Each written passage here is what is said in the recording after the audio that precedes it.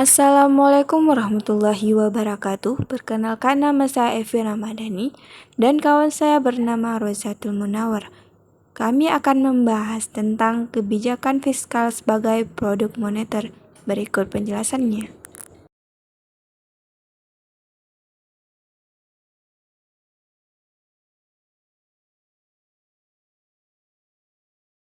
Kemarin kita sudah belajar tentang kebijakan moneter, dan minggu sekarang kita akan belajar tentang kebijakan fiskal.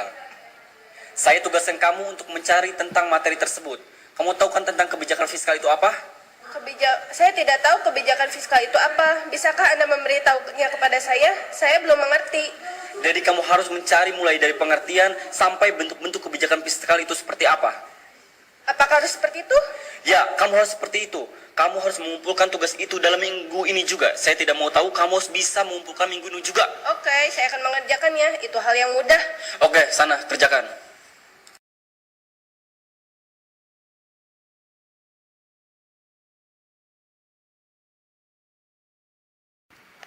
Kebijakan fiskal dari mana ya? Saya bisa menemukan materi tersebut. Andai saja ada orang yang membantu saya. Hei, kamu mengagetkanku. Sedang apa kau? Kau terlihat tampak bingung. Apa yang sedang kau lakukan? Ya, saya memang sangat bingung. Tenang saja, saya ada solusinya. Haha. Saya diberi tugas oleh dosen saya tentang kebijakan fiskal. Saya punya teman namanya Tony. Dia sangat hebat. Dia adalah teman yang sangat hebat bagi saya. Ya, semoga saja dia bisa membantu saya. Tapi benarkah dia bisa membantu? Oh, tentu saja. Dia teman yang sangat hebat. Dia pasti dapat menyelesaikan masalah yang kau sedang rasakan.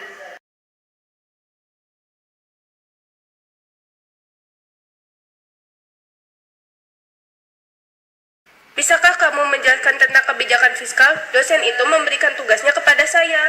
Oke, boleh. Jadi apa itu kebijakan fiskal? Kebijakan pemerintah untuk mengarahkan kepada perekonomian yang jauh lebih baik. Dengan cara seperti apa? Dengan cara mengubah penerimaan dan pengeluaran pemerintah. Kamu mengerti kan tentang yang saya jelaskan tadi? Ngomong-ngomong, apa itu bentuk-bentuk kebijakan fiskal? Coba kamu cari tahu ke yang lain yang jauh lebih tahu. Mungkin ada yang lebih mengerti dan paham tentang bentuk kebijakan fiskal. Saya kurang mengerti. Saya akan pergi dulu. Silahkan kamu cari tahu ke yang lain. Bye.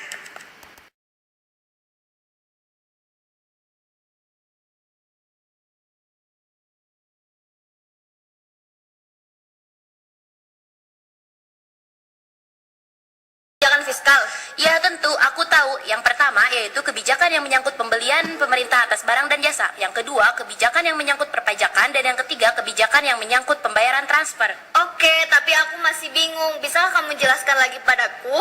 Oke, aku akan jelaskan. Jadi apa nih? Berikut penjelasan lanjutannya. Aspek politik dan kebijakan fiskal. Kebijakan fiskal adalah kebijakan atas pemilihan instrumen yang digunakan untuk mencapai tujuan yang ditetapkan dalam bidang penerimaan serta pengeluaran pemerintah. Subjek kebijakan fiskal adalah penerimaan dan pengeluaran pemerintah dengan segala aspek, termasuk aspek hukum, politik maupun lainnya. Perubahan tingkat komposisi pengaturan pengeluaran dan penerimaan dapat berdampak pada variabel perekonomian, yaitu agregat permintaan dan tingkat kegiatan ekonomi, pola aplikasi sumber daya dan distribusi sumber daya. Instrumen kebijakan fiskal adalah penerimaan dan pengeluaran pemerintah. Jika pajak diturunkan, maka kemampuan daya beli masyarakat akan meningkat dan industri dapat meningkatkan jumlah output. Dan sebaliknya, jika kenaikan pajak akan menurunkan daya beli masyarakat serta menurunkan output industri secara umum. Politik ekonomi kebijakan fiskal konvensional seperti yang diterapkan di Indonesia menempatkan pertumbuhan ekonomi sebagai asas atau sasaran yang harus dicapai perekonomian nasional. Dalam pengelolaan anggaran, menurut kebijakan ini yang penting. Yang pertama, terdapat hubungan langsung antara belanja pemerintah dengan penerimaan pajak dengan penyesuaian anggaran untuk ketidakstabilan ekonomi. Yang kedua, dalam masa depresi di mana banyak pengangguran, maka belanja pemerintah adalah merupakan satu-satunya jalan terbaik untuk mengatasinya. Yang ketiga, dalam periode kesempatan kerja penuh, pajak akan diusahakan surplus. Yang keempat, apabila dalam perekonomian terjadi kemunduran ekonomi, maka program pajak tidak diubah. Akan tetapi konsekuensi penerimaan pajak menurun dan pengeluaran pemerintah semakin besar. Karena pengeluaran pemerintah bertambah besar dalam masa kemunduran ekonomi, maka terjadi defisit anggaran dan ini akan mendorong sektor swasta terpacu untuk maju. Yang terakhir, dalam masa inflasi terjadi kenaikan pendapatan pemerintah yang berasal dari pajak atau pendapatan. Anggaran belanja surplus sementara tunjangan bagi penganggur tidak perlu banyak. Lembaga-lembaga yang melahirkan kebijakan fiskal. Yang pertama, Presiden adalah suatu nama jabatan yang digunakan untuk pimpinan suatu organisasi, perusahaan, perguruan tinggi, atau negara. Pada awalnya, istilah ini dipergunakan untuk seseorang yang memimpin suatu acara atau rapat, atau disebut ketua, tetapi kemudian secara umum berkembang menjadi istilah untuk seseorang yang memiliki kekuasaan eksekutif. Lebih spesifiknya, istilah presiden terutama digunakan untuk kepala negara atau untuk kepala negara suatu republik, baik dipilih secara langsung melalui pemilu ataupun tak langsung. Presiden adalah pimpinan pelaksana perundang-undangan dalam sebuah negara republik. Yang kedua, menteri adalah jabatan politik yang memegang suatu jabatan publik signifikan dalam pemerintah. Menteri biasanya memimpin suatu kementerian dan dapat merupakan anggota dari suatu kabinet yang umumnya dipimpin oleh seorang raja atau ratu, gubernur jenderal, presiden atau perdana menteri. Yang ketiga, DPR, Dewan Perwakilan Rakyat Republik Indonesia, umumnya disebut DPR RI, adalah salah satu lembaga tinggi negara dalam sistem ketatanegaraan Indonesia yang merupakan lembaga perwakilan rakyat. DPR terdiri atas anggota partai politik, peserta pemilihan umum yang dipilih melalui pemilihan umum.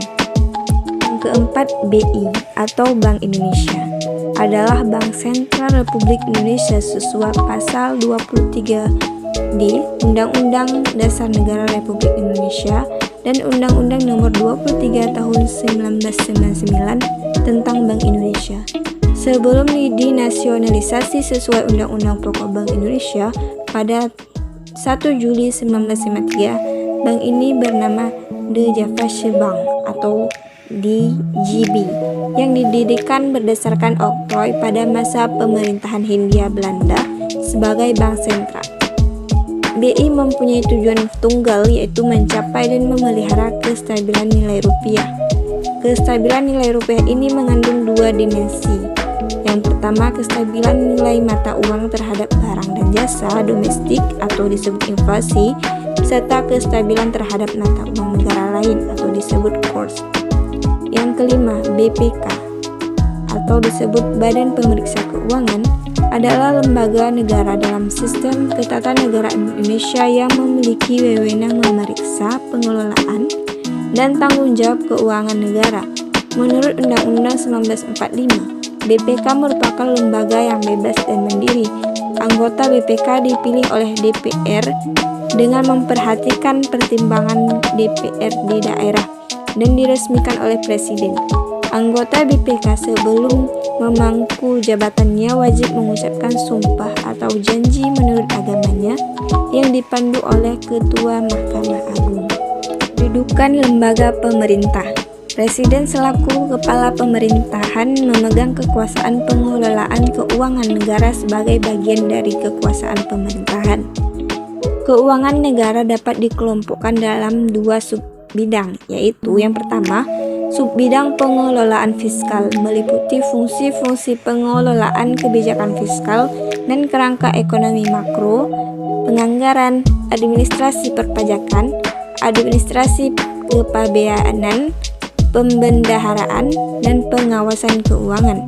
Yang kedua, subbidang pengelolaan kekayaan negara yang dipisahkan meliputi penyertaan modal pemerintah kepada perusahaan negara, perusahaan daerah, perusahaan swasta, dan badan pengelola dana masyarakat, baik presiden, menteri negara, pimpinan lembaga maupun gubernur atau bupati atau wali kota adalah pihak-pihak yang harus mempertanggungjawabkan pengelolaan keuangan negara.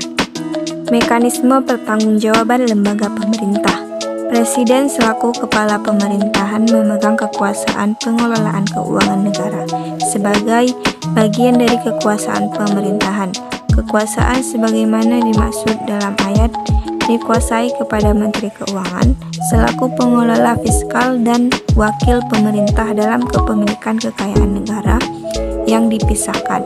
Dikuasai kepada menteri atau pimpinan lembaga selaku pengguna anggaran atau pengguna barang kementerian negara atau lembaga yang dipimpinnya. Diserahkan kepada gubernur, bupati, wali kota selaku kepala pemerintahan daerah untuk mengelola keuangan daerah dan mewakili pemerintah daerah dalam kepemilikan kekayaan daerah yang dipisahkan. Tidak termasuk kewenangan di bidang moneter yang meliputi antara lain mengeluarkan dan mengedarkan uang yang diatur dengan undang-undang. Dalam rangka pelaksanaan kekuasaan dan kebijakan fiskal, Menteri Keuangan mempunyai tugas sebagai berikut. Yang pertama, Menteri Keuangan dapat menyusun kebijakan fiskal dan kerangka ekonomi makro, seperti menyusun rancangan APBN dan juga perubahan rancangan APBN. Kemudian, Menteri Keuangan dapat mengesahkan dokumen pelaksanaan anggaran, seperti melakukan perjanjian internasional di bidang keuangan. Kemudian, Menteri Keuangan dapat melakukan pemungutan pendapatan negara yang telah ditetapkan oleh undang-undang. Kemudian, Menteri Keuangan dapat melakukan fungsi bendahara umum negara, seperti menyusun laporan keuangan yang merupakan pertanggungjawaban anggaran APBN. Dan Menteri Keuangan juga dapat melakukan tugas-tugas lain di bidang pengelolaan fiskal berdasarkan ketentuan undang-undang. Menteri atau pimpinan lembaga yang merupakan sebagai pengguna anggaran atau pengguna barang kementerian negara atau lembaga yang dipimpinnya mempunyai tugas sebagai berikut. Yang pertama, menyusun rancangan anggaran kementerian negara atau lembaga yang dipimpinnya. Yang kedua, menyusun dokumen pelaksanaan anggaran dan melaksanakan anggaran kementerian negara atau lembaga yang dipimpinnya, juga melaksanakan pemungutan penerimaan negara bukan pajak dan menyetorkannya ke kas negara. Kepala Satuan Kerja Perangkat Daerah selaku pejabat pengguna anggaran atau barang daerah mempunyai tugas sebagai berikut. Yang pertama, menyusun anggaran Satuan Kerja Perangkat Daerah yang dipimpinnya. Yang kedua, menyusun dokumen pelaksanaan anggaran dan melaksanakan anggaran Satuan Kerja Perangkat Daerah yang dipimpinnya. Juga melaksanakan pemungutan penerimaan bukan pajak dan mengelola utang piutang daerah yang menjadi tanggung jawab Satuan Kerja Perangkat Daerah yang dipimpinnya, dan mengelola barang milik atau kekayaan daerah yang menjadi tanggung jawab Satuan Kerja Perangkat Daerah yang dipimpinnya. Juga menyusun dan menyampaikan laporan keuangan Satuan Kerja Perangkat Daerah yang dipimpinnya. Pemerintah pusat dan Bank Sentral berkoordinasi dalam penetapan dan pelaksanaan kebijakan fiskal. Yang pertama, pemerintah pusat mengalokasikan dana perimbangan kepada pemerintah daerah dengan Undang-Undang Perimbangan Keuangan Pusat atau Daerah. Kemudian, pemerintah pusat dapat memberikan pinjaman dan atau hibah kepada pemerintah daerah atau sebaliknya. Pemberian pinjaman dan atau hibah sebagaimana dimaksud dilakukan setelah mendapatkan persetujuan dari Dewan Perwakilan Rakyat. Pemerintah daerah dapat memberikan pinjaman kepada atau menerima pinjaman dari daerah lain dengan persetujuan DPRD. C. Pertanggungjawaban pelaksanaan APBD. Presiden menyampaikan rancangan undang-undang pertanggungjawaban pelaksanaan APBD berupa laporan keuangan kepada DPR yang telah diperiksa oleh BPK selambat-lambatnya 6 bulan setelah tahun anggaran berakhir. Laporan keuangan meliputi kebijakan dalam bidang penerimaan negara dan kebijakan dalam bidang pengeluaran negara, juga kebijakan defisit dan pembiayaannya. Kemudian, Presiden menyampaikan pidato pengantar rancangan undang-undang beserta NK-nya dalam rapat paripurna DPR. Pemandangan umum fraksi-fraksi atas rancangan Undang-Undang APBN 2007 beserta NK-nya. Jawaban pemerintah atas PU fraksi-fraksi atas rancangan Undang-Undang APBN 2007 beserta NK-nya. Pembahasan rancangan undang-undang beserta nota keuangannya antara pemerintah dan panitia anggaran DPR RI. Pembicaraan TK.2 atau pengambilan keputusan atas rancangan undang-undang APBN, laporan panitia anggaran atas pembicaraan TK.1 atau pembahasan rancangan undang-undang APBN. Pendapat akhir fraksi-fraksi atas rancangan undang-undang APBN dan pendapat akhir pemerintah atas rancangan undang-undang APBN. Kemudian, pengambilan keputusan atas rancangan undang-undang APBN, pemerintah menyampaikan laporan realisasi semester 1 dan prognosis semester 2 APBN. Selambat-lambatnya akhir Juli dalam tahun berjalannya pembahasan antara panitia anggaran dan pemerintah. Perkembangan ekonomi makro yang tidak sesuai dengan asumsi yang digunakan dalam APBN.